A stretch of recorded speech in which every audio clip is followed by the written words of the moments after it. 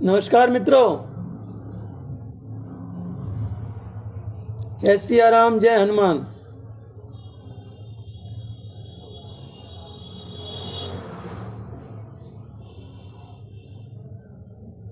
मित्रों, आज हम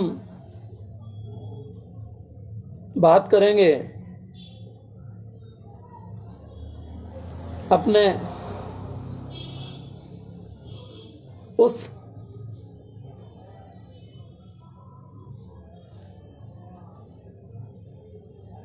विचार की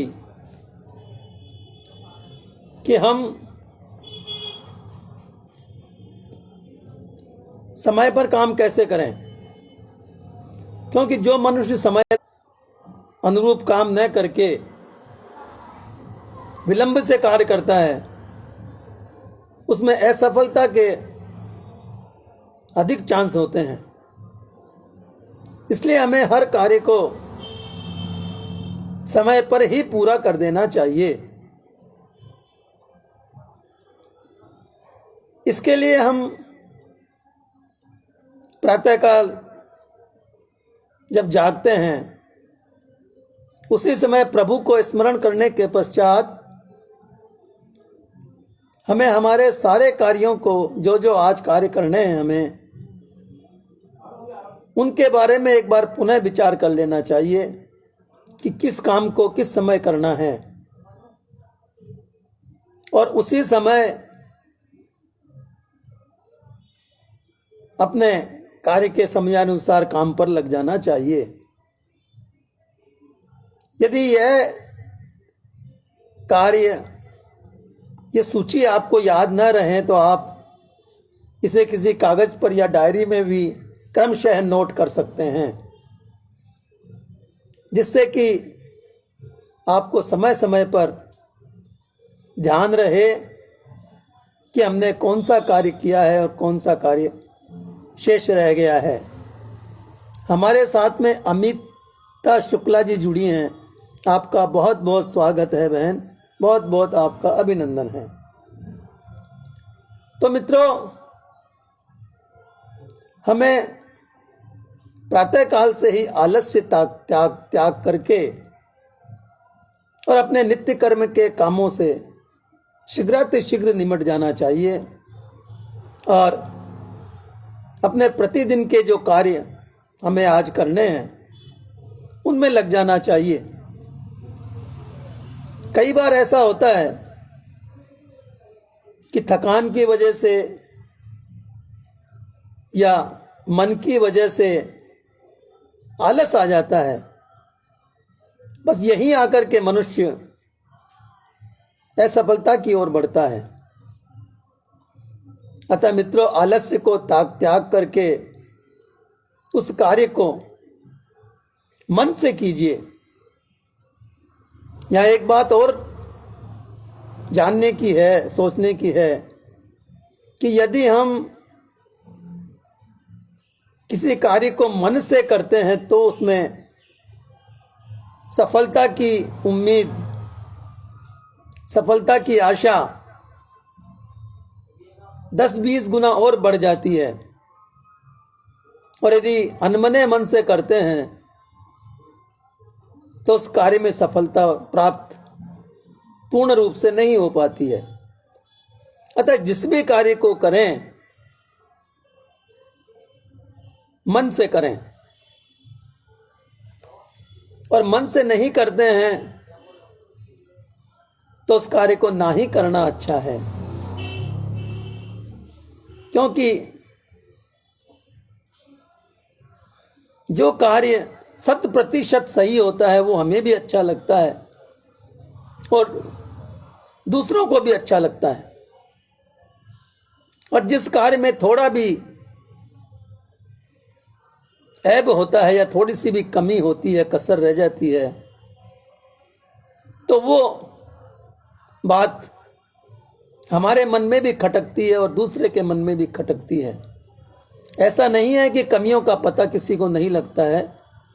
कमियों का पता हर कोई जान जाता है।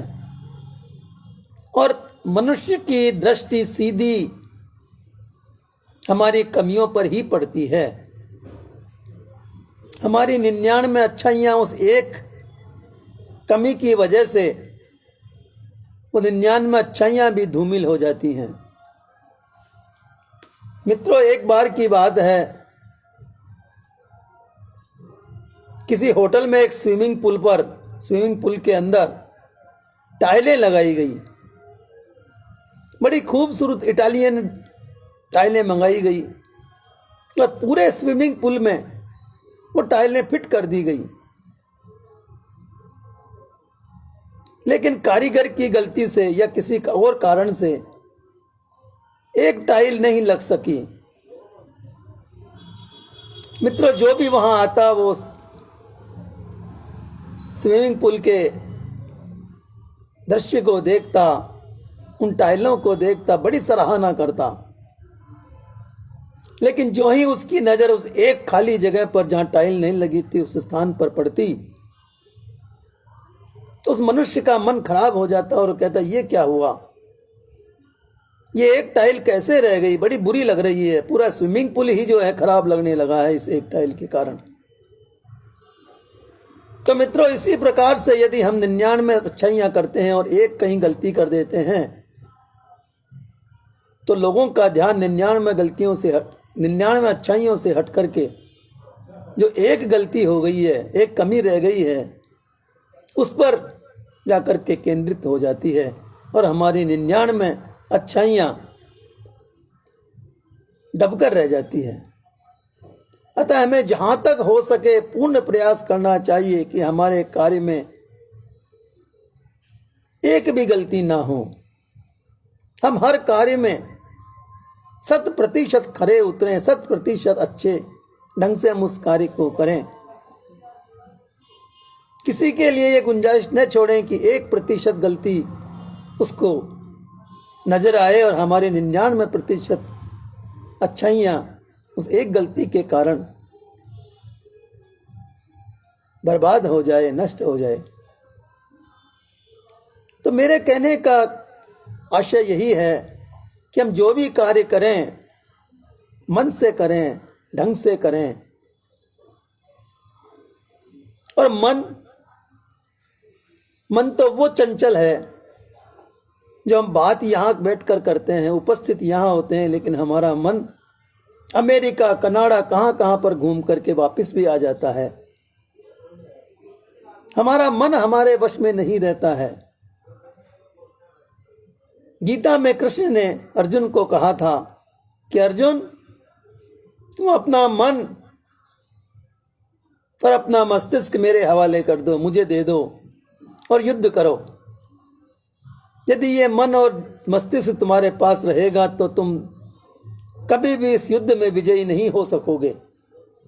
और यही हुआ जब अर्जुन ने अपना मन और मस्तिष्क कृष्ण के हवाले कर दिया, कृष्ण को समर्पित कर दिया, और जैसा कृष्ण ने कहा वैसा ही वो करते रहे। तो ये आप सर्वविदित है कि पांडवों की महाभारत में विजय हुई थी, जबकि वे संख्या में कम थे, सैनिक संख्या में कम थे।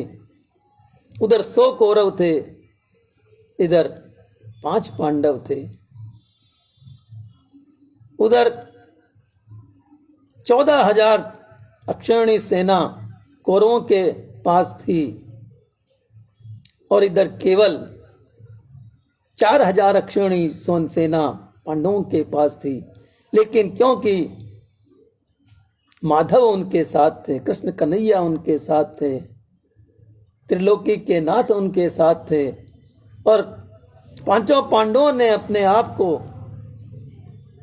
उस कृष्ण के चरणों में समर्पित कर दिया था। उस परमात्मा परम परमेश्वर के चरणों में अपने आप को, अपने मन को, अपने मस्तिष्क को समर्पित कर दिया था। तभी इतने कमजोर होने के पश्चात भी, इतने कम सेना होने के पश्चात भी पांडवों की विजय हुई। बड़े बड़े महारथी, भीष्म पितामह, द्रोणाचार्य, कर्ण जैसे महारथी उनके साथ होते हुए भी पांडवों की विजय, जो कि असंभव लग रही थी प्रारंभ में, वो धीरे धीरे पांडवों के पक्ष में होती चली गई क्योंकि वे अपने मन से उस कार्य को कर रहे थे और उनका मन जो कन्हैया के पास था और कन्हैया उन्हें जैसा आदेश दे रहे थे बस वही उनका मन था और मन से कार्य कर रहे थे। अंत तो गत्वा पांडवों की विजय हुई।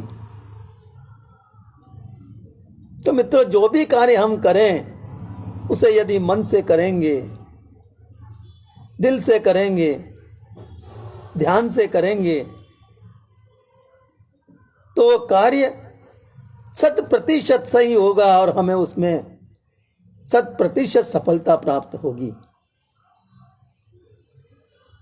अतः मनुष्य को हमेशा जो भी कार्य करें मन से करना चाहिए। इसके अतिरिक्त कहते हैं मन बड़ा चंचल होता है, लेकिन मन को मारना पड़ता है। चाहे कोई भी कार्य हो, सांसारिक कार्य हो, आध्यात्मिक कार्य हो, शिक्षा कार्य हो या पाक कला का कार्य हो, आप मन से कार्य करेंगे, मन से खाना बनाएंगे तो बड़ा स्वादिष्ट बनेगा। सामग्री वही होगी, बनाने वाले वही होंगे, समय वही होगा। केवल मन यदि आपका उस खाने में लगा हुआ है, पाक में लगा हुआ है, पाक कला में लगा हुआ है तो खाना स्वादिष्ट बनेगा, सरस बनेगा। और यदि आपका मन कहीं और है, आप झुंझलाहट में खाना बना रहे हैं तो उस खाने में वो स्वाद कभी नहीं आएगा जो कि आप लाना चाहते हैं, जो कि आना चाहिए। यहाँ भी सामग्री वही है, बनाने वाले आप ही हैं, समय भी वही है, रसोई भी वही है, लेकिन केवल मन नहीं है। यदि मन नहीं होगा तो कार्य भी नहीं होगा। इसी प्रकार से एक मूर्तिकार यदि मन से मूर्ति बनाता है तो मूर्ति बड़ी सुंदर बनती है, और यदि वो उसे बेकार समझ करके करता है तो मूर्ति इतनी सुंदर नहीं बन पाती जितनी की बननी चाहिए।